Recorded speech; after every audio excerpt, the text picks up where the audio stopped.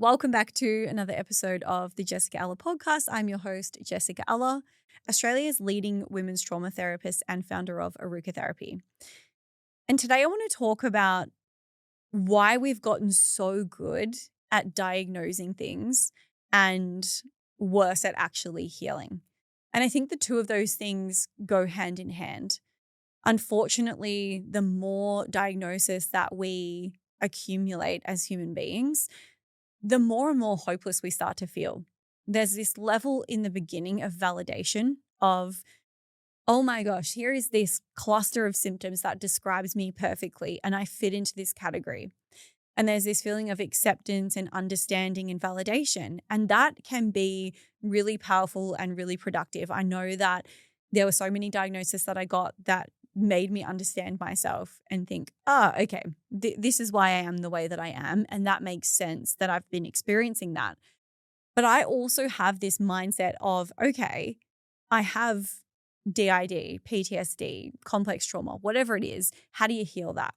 And I think this is the gap that most people are missing. They get the diagnosis and they live with it. That's who they are for the rest of their life. So the first reason why this is happening, I believe, is that the diagnosis gives us a level of importance. So there are a lot of people who hold on to the label because it makes them feel important. It makes them feel seen. It makes them feel validated.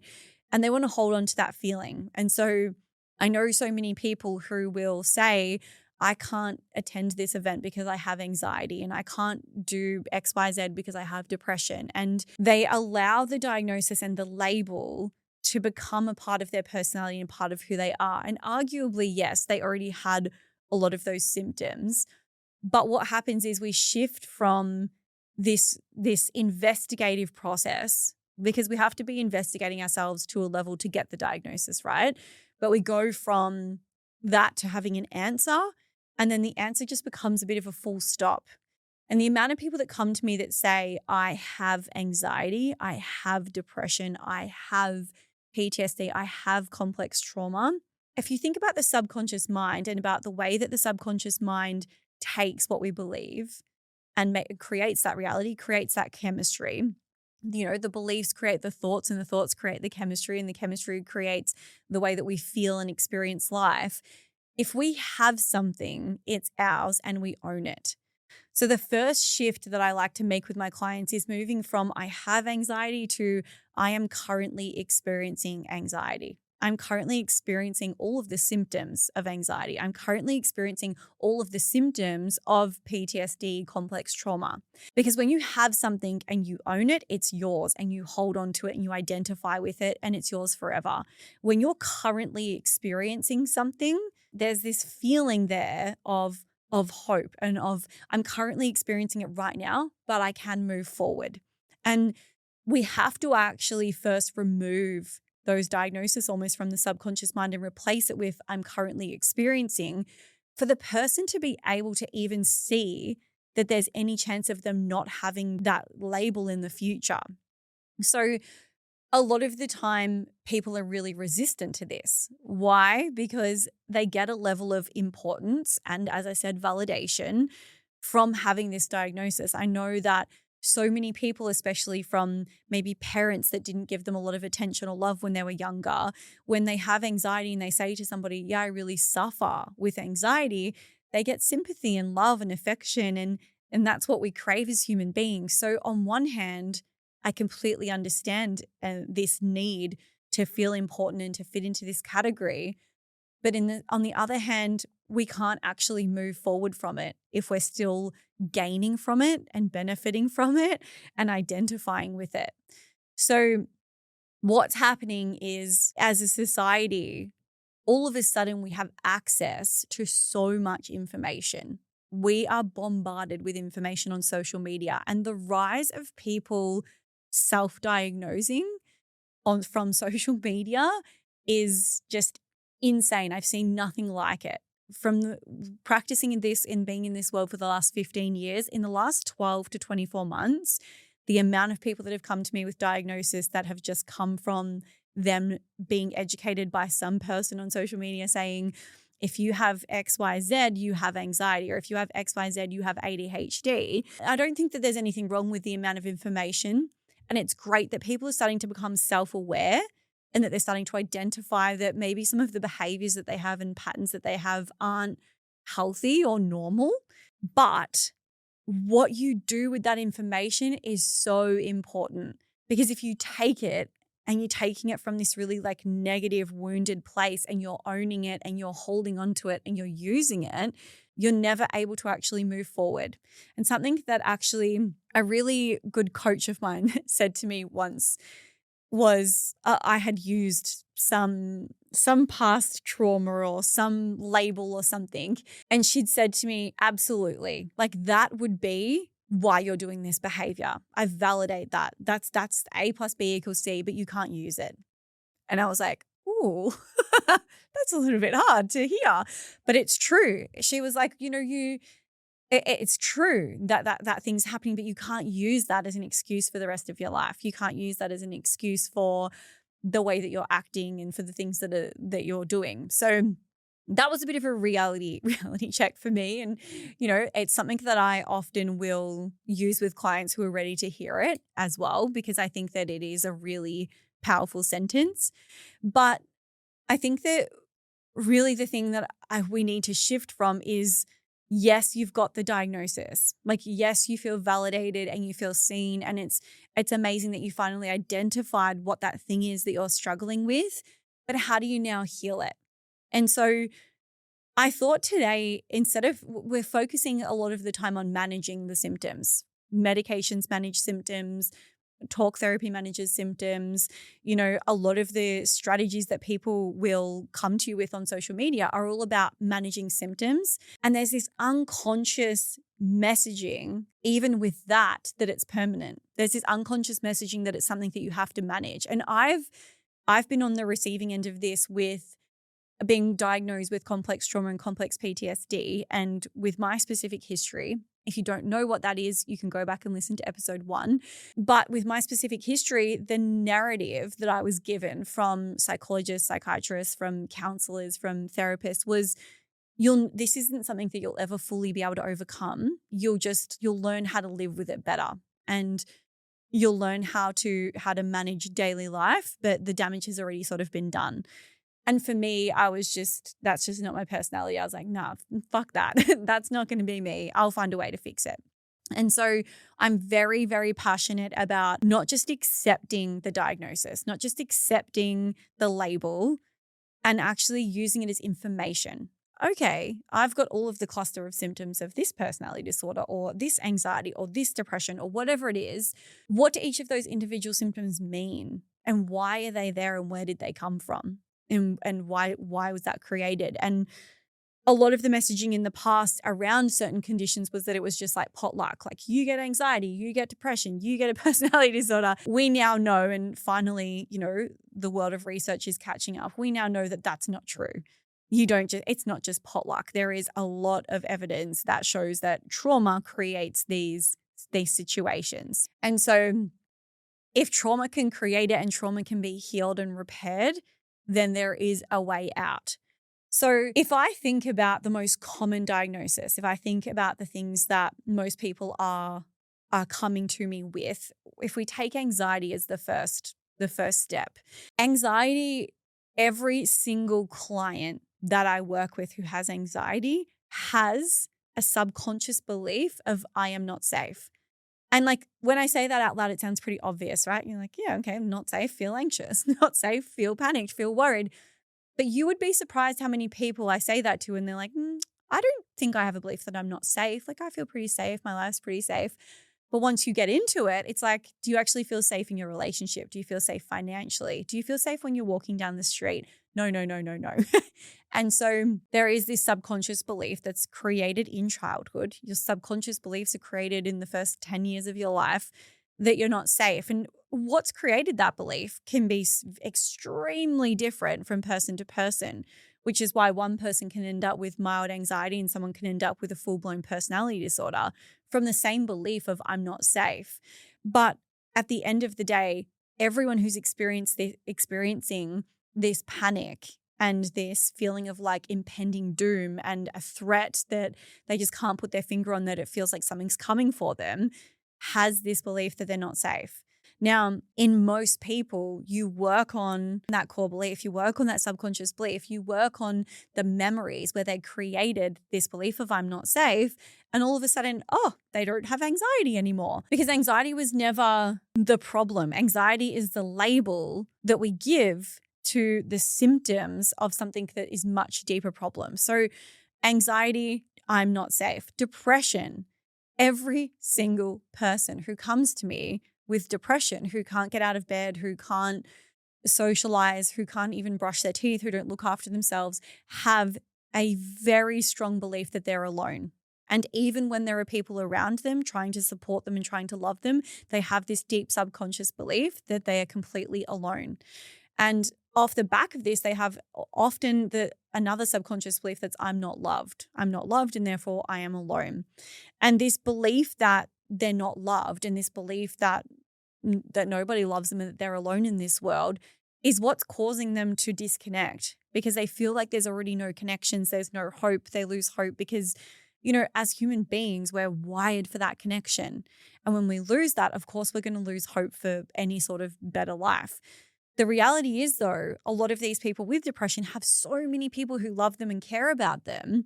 They can't see it and they can't let it in and they can't feel it. And I've had this conversation with so many people recently around people that have really, really bad depression to the point of being suicidal.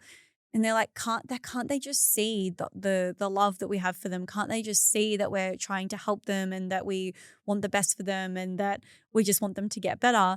And the truth is they can't. Because when you believe, when your subconscious so strongly is telling you that you're alone in this world and that no one's there for you, they don't even have an imprint of that level of kindness and connection and love. They don't have that imprint there of of being able to receive that. And if you think about it, we're having millions of bits of information being filtered through our brain every second.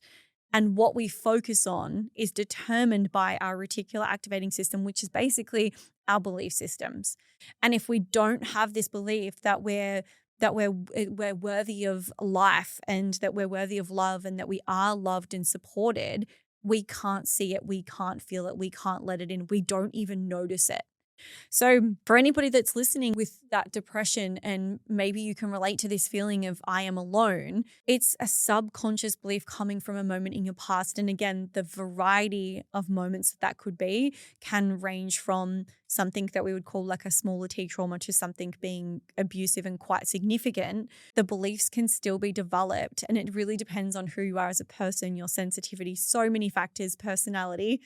But that belief causes you to experience the feelings of loneliness and isolation and this disconnect from other human beings.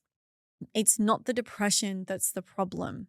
It's what's causing it. And if we just, I've seen 4 reels this week of people talking about trying to come off their medications. And they're on medication for depression or anxiety. They try to come off their medication and then they feel worse. And so they have to keep going back on it because it's not working, trying to wean off it.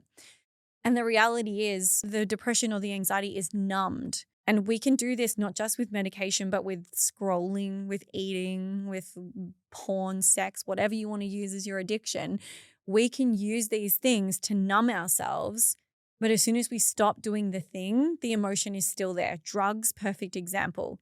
We want to get high and we want to get like feeling so much better. And then as soon as we're not on the drugs, we have this crash and everything that we didn't deal with catches up with us. And I sometimes think about this in the levels of consciousness.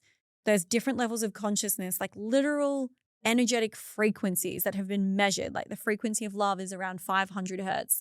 The frequency of shame is around 20 hertz. There is like a measurable difference between these emotions. And what happens is if we're living in shame and grief and pain and fear, and we just want to feel better, we use something to allow us to move up to that higher frequency. So drugs will just take you from shame to ecstasy, if that's what you take, literally to the feeling of ecstasy, and you bypass it. Or heroin, I'm not even sure what what that takes you to, but these harder drugs are taking people to these elevated states. And when it wears off, that everything is catching back up with them. Now, drugs, we can kind of get it. It's an extreme example, but we don't relate it to the things that we're using to cope, say, for instance, food or scrolling or medications or even alcohol to just feel a bit more relaxed because we're so stressed. We just want to feel a bit relaxed and move up in the scale. We're using these things, but what happens is you can't bypass it. The laws of the universe, the laws of humanness, the laws of everything says that you cannot bypass it. And there is a debt almost that needs to be paid when you skip those frequencies and that growth through those stages regularly. There's this effect of almost needing to like not pay back, but like if you skip those stages, when you come down from whatever it is that elevated you, all of that is still there because you haven't dealt with it. And people use spirituality for this all the time. They don't deal with any of their trauma and they just meditate and they just, try to surrender and let everything go. And then they, Ram Dass talks about this. He leaves the ashram or he leaves India and then he comes back and he sits down to dinner with his family and he's triggered and he's raging and he feels like shit and he thinks, oh, it must be all the people around me. But actually, it's that he didn't deal with any of those things. He just used meditation to bypass all of the bad feelings and all of the bad stuff. And this is where healing is very different to spirituality. Spirituality can be healing and healing can be very spiritual, but they actually are two different things. Healing is going into it. Healing is actually facing it and feeling it. And so we have this effect where we're using whatever we're using, we get the diagnosis and we find the coping mechanism or we find, the thing that can help us to manage our symptoms. And we're actually just bypassing a lot of the different stages of healing. And then we stop drinking or we stop taking the medication or we try and stop eating our feelings. And then they all come back. And it's not because there's something wrong with you. It's because you didn't deal with everything that was causing you to need that coping mechanism in the first place. You deal with those layers. You deal with the shame and then you'll move up to grief and then you feel the grief and then you move into fear. And this is like the layers. If you want to learn more about this, Dr. David Hawkins has an amazing book called The Levels of Consciousness, and he talks through the map and the frequencies. But you move up and then there's grief and then you feel the grief and you move into fear. And then after fear, there comes pride and then there's courage. And we move through these stages and we feel these different feelings and these emotions that we've pushed down, and we process past memories where we've accumulated experiences of that frequency, and we process them and we go into a frequency where we felt so much fear and we shift it and we feel love and safety. And we go into a memory where we have so much of the frequency of grief and we shift that and we move into love and we raise up in this levels of consciousness and we gradually make our way up. And what you find is that if you do that deeper work, if you process those memories and you work on the subconscious beliefs that are creating those frequencies, because our subconscious beliefs, people think, energy is just sort of all around us, but our beliefs have a frequency. Our memories have a frequency. They all have a frequency. And those memories that are vibrating at the frequency of grief create beliefs around grief, create thoughts that are grieving, hopeless thoughts that create the actions that we take. And so we go back and we heal everything at that level and we move up and all of a sudden, I don't need a drink today. Like, this is me. I go to parties and everyone's like, why aren't you drinking? I'm like, because I'm having a better time than everybody who's drinking because I don't need it. Because I've done that work to go through. I don't need to eat my feelings because I don't have any feelings to eat because I'm processing them and I know how to hold them. So once you do this work and go up this scale of consciousness, you actually find that all of the things that you needed to manage your symptoms and to cope fall away. They disappear without effort. It's not a push. It's not like I need to quit this and I need to do this and I really need to, it's not an effort. They start to fall away and it becomes so much easier. So I feel like I've gone on a bit of a tangent today, but the main thing is that we don't take the diagnosis as a life sentence. It's not a life sentence. It's a cluster of symptoms that describes where you are currently at to give you information about what you need to go into to heal at a deeper level, to shift and transform so that you no longer need whatever it is that you believe that you need to manage this diagnosis. So that healing work to me is always somatic, it's energetic, it's subconscious, and it's memories. The 4 pillars, I bang on about it every single week, but that's because it works. So if you know somebody who needs to hear this, please send them this episode. I appreciate you listening. I would love it if you could go and rate the podcast. Every rating helps, and I will see you in the next episode.